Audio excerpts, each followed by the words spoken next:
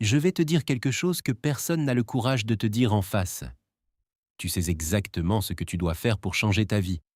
Tu as lu les livres, tu as regardé les vidéos, tu connais les stratégies, tu connais les habitudes, tu connais les méthodes. Et pourtant, tu ne le fais pas. Et le pire dans tout ça, ce n'est pas la paresse, ce n'est pas le manque de temps, ce n'est même pas le manque de motivation. C'est quelque chose de bien plus profond. Quelque chose que ton cerveau fait dans l'ombre, chaque jour, sans que tu t'en rendes compte. Et dans cette vidéo, je vais te montrer exactement ce mécanisme, parce que le jour où tu vas comprendre c'est eux qui se passent vraiment, pas dans tes habitudes, pas dans ton agenda, mais dans ton identité. Ce jour-là, tout va changer. Mais d'abord, il faut que je te raconte quelque chose qui m'est arrivé. Il y a quelques années, j'avais un cahier. Dans ce cahier, j'avais écrit mes rêves, en détail, avec des dates, des objectifs précis, un plan d'action en 12 étapes. J'avais même collé des citations de Napoleon Hill sur la première page.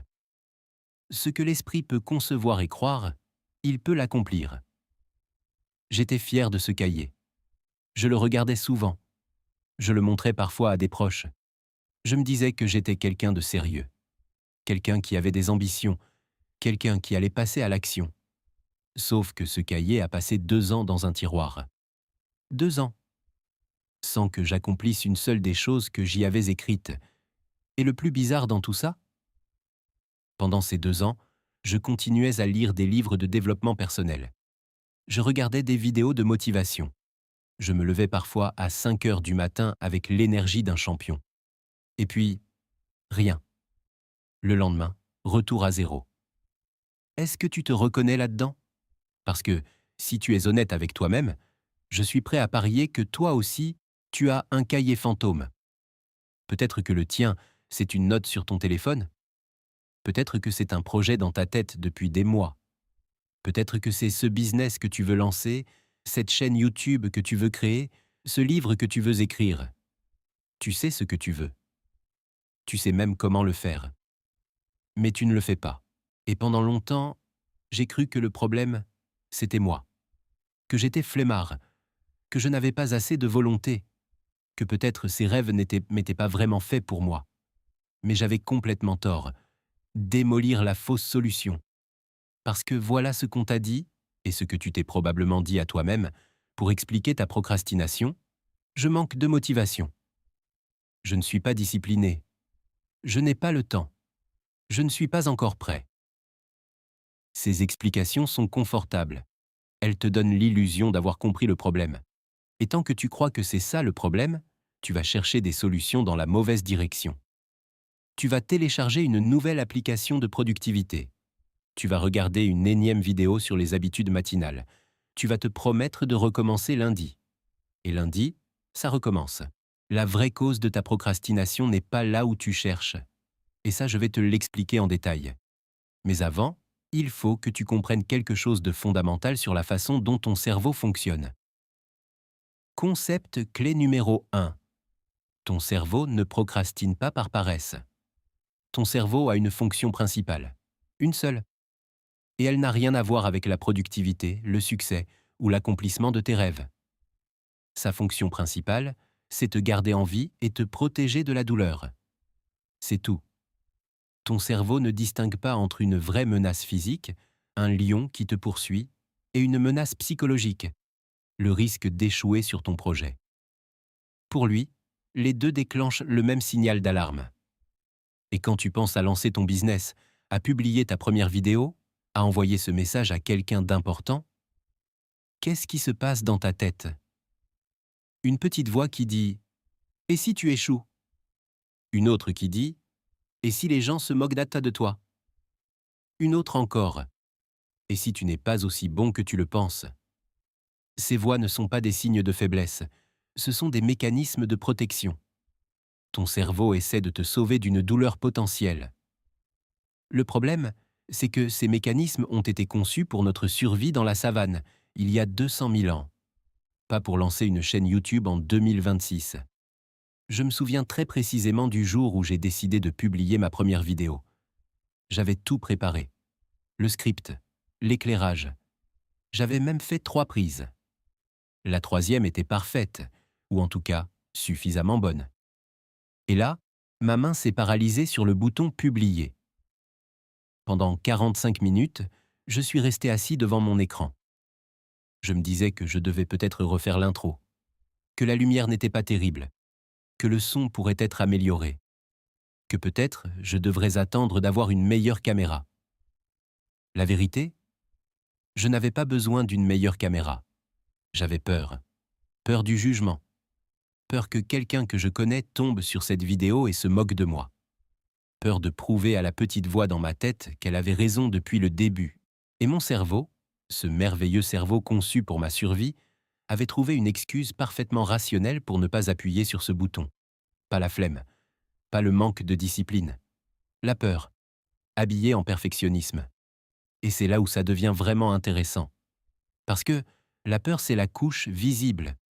Mais en dessous, il y a quelque chose de bien plus puissant.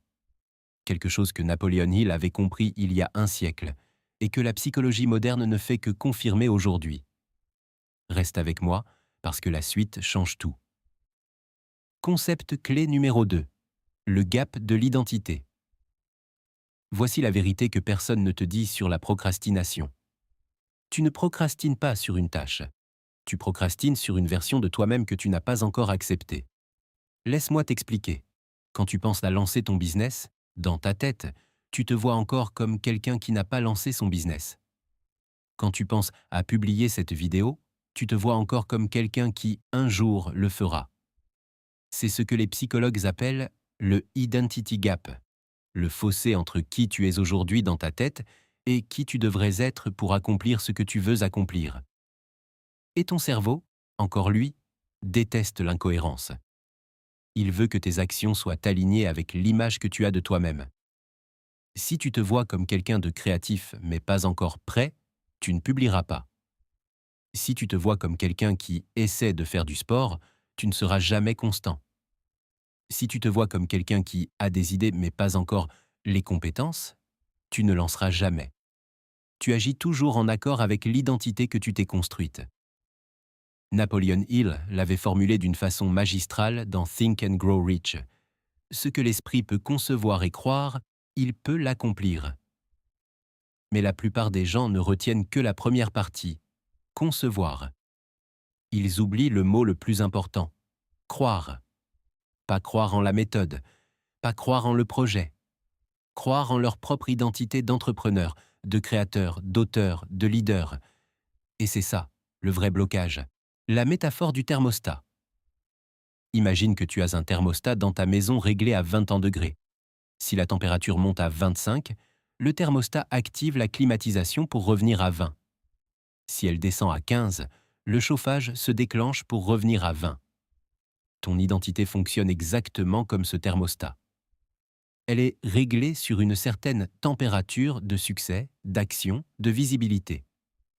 Chaque fois que tu essaies de dépasser ce seuil, en publiant une vidéo, en prenant un risque, en te mettant en avant, ton cerveau active son mécanisme de refroidissement. Et ce mécanisme, c'est la procrastination. Ce n'est pas de la flemme, c'est de la régulation identitaire. La bonne nouvelle ? Le thermostat se recalibre. Mais pas en changeant tes habitudes. En changeant d'abord l'image que tu as de toi-même. Je me souviens d'une conversation avec quelqu'un que j'admirais profondément. Un entrepreneur qui avait construit quelque chose de solide à partir de rien. Je lui avais demandé « Quel est ton secret ? Quelle était la méthode qui t'a le plus aidé ?» Il m'a regardé, il a souri et il m'a dit quelque chose qui m'a dérangé sur le coup, mais que je n'ai plus jamais oublié. Il m'a dit « La méthode, j'en ai changé 10 fois. Ce qui n'a pas changé, c'est que je me suis décidé, à un moment précis, à me voir comme quelqu'un qui réussit. Pas quelqu'un qui essaie. Pas quelqu'un qui va réussir un jour. Quelqu'un qui réussit maintenant, même si les résultats ne sont pas encore là. » Et j'ai réalisé quelque chose. Pendant toutes ces années où je procrastinais, je ne me voyais pas comme un créateur. Je me voyais comme quelqu'un qui voulait devenir un créateur. La nuance est énorme. Le premier jour où j'ai publié quelque chose en me disant intérieurement je suis quelqu'un qui crée et qui publie, pas j'essaie, pas je vais voir, ce jour-là, la procrastination a perdu 80% de son emprise sur moi. Pas parce que j'avais plus de temps, pas parce que j'avais plus de motivation, mais parce que mes actions étaient enfin alignées avec qui j'avais décidé d'être. Mais, et c'est là que je dois être vraiment honnête avec toi, il reste une dernière couche, la plus profonde, celle que la plupart des gens refusent de voir parce qu'elle oblige à se poser une question difficile. Concept clé numéro 3, le coût invisible de l'inaction. Il y a une illusion dans laquelle presque tout le monde vit. L'illusion que ne pas agir est neutre. Que si tu ne publies pas ta vidéo aujourd'hui, tu n'as rien perdu. Que si tu ne lances pas ton projet cette semaine, tu peux simplement le lancer la semaine prochaine et rattraper le temps perdu. C'est faux. Et voici pourquoi. Chaque jour que tu passes à procrastiner, ton cerveau enregistre une information. Une information silencieuse, inconsciente, mais terriblement puissante. Il enregistre « tu es quelqu'un qui ne passe pas à l'action ». Et chaque fois qu'il enregistre cette information, il renforce le thermostat. Il le recalibre à un niveau d'action encore plus bas. Il rend la prochaine décision de passer à l'action encore plus difficile. La procrastination n'est pas passive, elle est active. Chaque jour d'inaction est un vote pour l'identité de quelqu'un qui n'agit pas. Et à l'inverse, et c'est la bonne nouvelle, chaque action, même imparfaite, même minuscule, est un vote pour l'identité de quelqu'un qui agit, quelqu'un qui crée, quelqu'un qui avance. Napoleon Hill appelait ça la définition du but principal, the definite chief aim. Il ne disait pas avoir un objectif. Il disait définir son but avec une telle clarté et une telle conviction que chaque action quotidienne devient la conséquence naturelle de cette définition.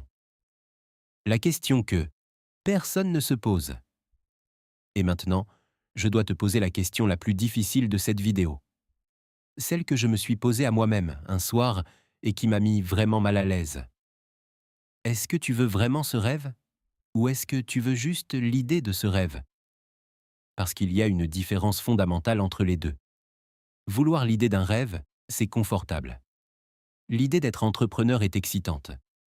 L'idée d'avoir une chaîne YouTube avec des milliers d'abonnés est motivante. L'idée d'avoir écrit un livre est valorisante. Mais l'idée ne demande aucun sacrifice.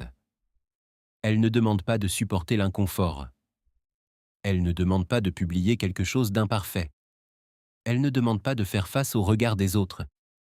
Le rêve, lui, oui, le vrai rêve a un prix. Et ce prix, c'est de traverser l'inconfort, l'incertitude, le risque de l'échec, le risque du jugement et les dizaines de moments où tu veux tout arrêter. Et la question à te poser honnêtement, c'est « Est-ce que je suis prêt à payer ce prix ?» Pas « Est-ce que j'en ai envie ?» Est-ce que tu es prêt à payer le prix? Il y a un moment précis dans ma vie dont je me souviens comme si c'était hier. C'était une nuit. Il était 23 heures. J'étais face à mon ordinateur, une vidéo de motivation qui jouait en fond sonore, ironie suprême, et je n'avais toujours rien créé depuis des semaines. Et pour la première fois, au lieu de chercher une nouvelle méthode, une nouvelle technique, un nouveau système de productivité, je me suis posé la vraie question. Pas « comment est-ce que je passe à l'action ?» mais « est-ce que je veux vraiment ce que je dis vouloir ?» Et en y répondant honnêtement, j'ai réalisé deux choses. La première, oui, je voulais vraiment construire quelque chose. Pas pour l'argent, pas pour la reconnaissance, ou en tout cas, pas seulement pour ça. Mais parce que quelque chose en moi avait besoin de créer, de transmettre, de contribuer à quelque chose de plus grand que moi. La deuxième, j'avais une peur que je n'avais jamais admise à voix haute. La peur de réussir. Pas la peur d'échouer. Ça, je m'en étais convaincu. Non, la peur de réussir. La peur que si je réussissais vraiment, ma vie allait changer d'une façon que je ne contrôle plus. Que les gens vont attendre quelque chose de moi. Que je vais devoir être cohérent. Que je vais devoir être à la hauteur. Et cette nuit-là, pour la première fois, j'ai dit à voix haute, seul dans ma chambre, un peu ridicule mais complètement sincère, « Je suis quelqu'un qui crée, et je suis prêt à en payer le prix. Le lendemain matin, j'ai commencé. Pas parce que la peur avait disparu. Elle était toujours là. Mais parce que j'avais fait un choix identitaire conscient, et que mes actions sont devenues la conséquence de ce choix plutôt que l'exception à ma règle. Maintenant, tout ça c'est bien beau. Mais tu te demandes probablement, d'accord, mais concrètement, je fais quoi? Et c'est exactement ce qu'on va voir maintenant. La méthode des 3 décisions. Ce que je vais te donner maintenant, ce n'est pas une technique de productivité. Ce n'est pas une astuce pour être plus discipliné. C'est un processus de reprogrammation identitaire en 3 décisions. Et je veux que tu le fasses aujourd'hui. Pas demain, aujourd'hui. Décision numéro 1. Nommer l'identité que tu adoptes. Pas l'objectif. L'identité. La différence. Je veux créer une chaîne YouTube est un objectif. Je suis un créateur de contenu est une identité. Prends une feuille. Écris une phrase qui commence par « Je suis quelqu'un qui… » et qui décrit qui tu dois être pour accomplir ce que tu veux accomplir. Je suis quelqu'un qui crée et publie régulièrement, même imparfaitement. Je suis quelqu'un qui investit chaque jour dans sa croissance. Je suis quelqu'un qui prend des décisions et avance. Napoleon Hill appelait ça une autosuggestion. Il en a fait tout un chapitre dans Think and Grow Rich. Ce n'est pas un exercice naïf, c'est de la reprogrammation du subconscient par la répétition consciente d'une image de soi. Décision numéro 2. Identifier ton prochain vote. Rappelle-toi du principe. Chaque action est un vote pour ton identité. Alors la question n'est plus « Comment est-ce que je change ma vie ?» Trop grand, trop flou, paralysant. La question est « Quelle est la prochaine action que quelqu'un qui a cette identité ferait dans les 24 prochaines heures ?» Une action. Une seule. La plus petite possible, mais réelle. Pas écrire mon script entier. Peut-être écrire les 2 premières phrases de mon script. Pas lancer mon business. Peut-être envoyer un email à un client potentiel. Et tu l'as fait. Aujourd'hui. Avant de te coucher. Ce n'est pas une question de résultat. C'est une question d'enregistrer dans ton cerveau « Je suis quelqu'un qui agit ». Décision numéro 3. Accepter l'imperfection comme condition, pas comme exception. C'est peut-être la décision la plus difficile des 3. La perfection est le masque le plus sophistiqué que la procrastination porte. Je publierai quand ce sera parfait. Traduction. Je ne publierai jamais. Napoleon Hill disait « La décision est l'ennemi de la procrastination ». Pas la bonne décision, pas la décision parfaite. La décision tout court. Décide, maintenant, imparfaitement, et avance. Les résultats te donnent la preuve. La preuve renforce l'identité. L'identité renforcée rend la prochaine action encore plus naturelle. C'est un cercle. Et tu peux choisir à quel moment y entrer. Après cette nuit dont je t'ai parlé, je me suis donné une règle personnelle que j'appelle la règle des 48 heures. Chaque fois que j'ai une idée, une vraie idée, pas un fantasme, une idée concrète, je me donne 48 heures pour faire un seul geste dans sa direction. Pas la finir, pas la perfectionner. Juste un geste, un email envoyé, une page écrite, un appel passé, une décision annoncée à quelqu'un. Pourquoi 48 heures? Parce que j'ai remarqué que passé ce délai, mon cerveau a le temps de construire une montagne d'excuses rationnelles pour ne pas agir. Il a le temps de trouver des raisons, de peser les risques, de calculer les probabilités d'échec. Dans les 48 heures, il n'a pas encore eu le temps. L'élan initial est encore là. L'énergie est encore là. Et depuis que j'applique cette règle, j'ai accompli plus en quelques mois que pendant les 2 années de mon cahier fantôme. Non pas parce que je suis devenu quelqu'un de différent, mais parce que j'ai appris à utiliser l'élan avant que la peur ne referme la porte. La révélation finale. Boucler la boucle. Tu te souviens de la question que j'ai posée au début de cette vidéo? Tu sais exactement ce que tu dois faire. Et pourtant, tu ne le fais pas. Pourquoi? Voilà la réponse complète. Tu ne procrastines pas parce que tu es paresseux. Tu ne procrastines pas parce que tu manques de discipline. Tu ne procrastines pas parce que tu n'as pas le bon système. Tu procrastines parce que tes actions ne sont pas encore alignées avec l'identité de la personne que tu dois devenir. Et ça ne se résout pas avec une nouvelle application. Ça ne se résout pas avec un réveil à 5 heures du matin. Ça ne se résout pas avec une liste de tâches plus structurée. Ça se résout avec une décision. Une décision fondamentale, consciente et répétée chaque jour, d'être quelqu'un qui avance, quelqu'un qui crée, quelqu'un qui agit, imparfaitement mais constamment. Le reframe, la procrastination comme signal. Et voilà le dernier cadeau que je veux te donner avant de conclure. Arrête de voir la procrastination comme un ennemi. Commence à la voir comme un signal. Chaque fois que tu procrastines sur quelque chose d'important, ton cerveau t'envoie un message. Ce message dit « Il y a un fossé entre qui tu es aujourd'hui et qui tu dois être pour accomplir ça. » Ce n'est pas une condamnation. C'est une carte. Cette carte te montre exactement où travailler, exactement quelle identité renforcer, exactement quelle peur affronter. La prochaine fois que tu sens la procrastination arriver, cette envie soudaine de vérifier tes réseaux sociaux, de refaire ta liste de tâches, de regarder juste une vidéo avant de commencer, pose-toi cette question. Quelle peur est-ce que j'évite en ce moment? Et puis agis, malgré la peur. Pas sans la peur, malgré elle. Parce que le courage n'est pas l'absence de peur. C'est l'action en présence de la peur. Un mois après ma nuit de décision, j'ai fait un exercice bizarre. J'ai écrit une lettre. Pas à quelqu'un d'autre. À moi-même. À la version de moi dans 5 ans. Dans cette lettre, je décrivais en détail ce que j'avais construit, ce que j'avais créé, les personnes que j'avais aidées, les obstacles que j'avais traversés. Et à la fin de la lettre, j'avais écrit une seule phrase. Tu savais que tu pouvais le faire depuis le premier jour. La seule question, c'était « Allais-tu te donner la permission de commencer ?» J'ai relu cette phrase des dizaines de fois depuis. Elle me rappelle à chaque fois que le problème n'a jamais été les compétences, les ressources ou le bon moment. Le problème était, et sera toujours, la permission que je me donne, ou que je ne me donne pas, d'être la personne que je veux être. Et toi, tu as cette permission. Depuis le début. Tu n'as qu'à l'utiliser. Napoleon Hill a écrit quelque chose que j'ai fini par graver dans ma mémoire. Il disait « La procrastination est l'opposé de la décision.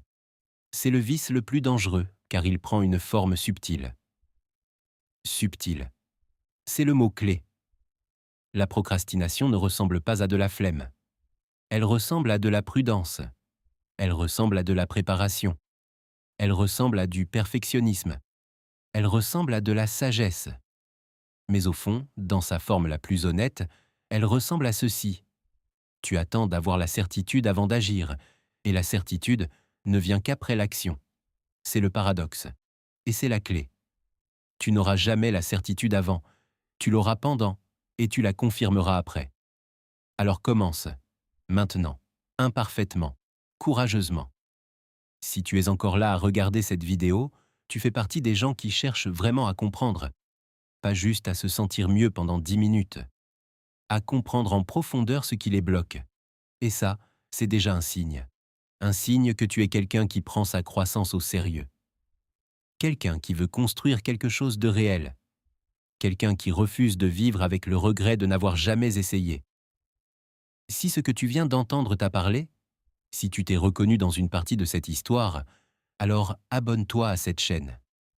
Parce que ce n'est pas qu'une chaîne sur les livres ou le développement personnel. C'est une chaîne sur la transformation réelle. Sur ce qui se passe vraiment quand on décide de construire une vie qui a du sens. Chaque semaine, une nouvelle vidéo. Chaque vidéo, une révélation que la plupart des gens ne trouvent qu'après des années d'essais et d'erreurs. Abonne-toi. Et active la cloche. Parce que la prochaine vidéo va te surprendre. Une seule question. Et je veux que tu y répondes dans les commentaires. Sur quel rêve est-ce que tu procrastines en ce moment? Pas un objectif vague. Un rêve précis. Quelque chose que tu sais que tu devrais faire et que tu remets à demain depuis trop longtemps. Écris-le dans les commentaires, maintenant. Avant de fermer cette vidéo. Pourquoi? Parce que nommer une chose à voix haute, ou en l'écrivant, c'est le premier vote pour l'identité de quelqu'un qui prend ce rêve au sérieux. C'est ton premier geste, ta première action. Fais-le. Je lis tous les commentaires et je te répondrai.